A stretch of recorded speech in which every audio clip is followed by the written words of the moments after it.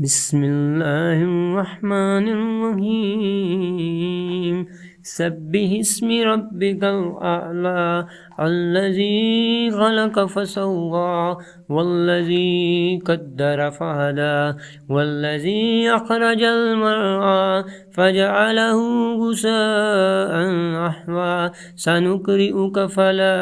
تنسى إلا ما شاء الله إنه يعلم الجهر وما يخفى ونيسرك لليسرى فذكر إن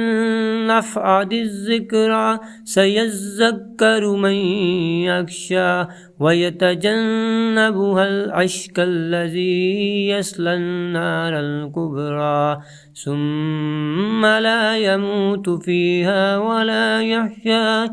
قد أفلح من تزكى وذكر اسم ربه فصلى بل تؤثرون الحياة الدنيا والآخرة خير وأبقى إن هذا لفي الصحف الأولى صحف إبراهيم وموسى.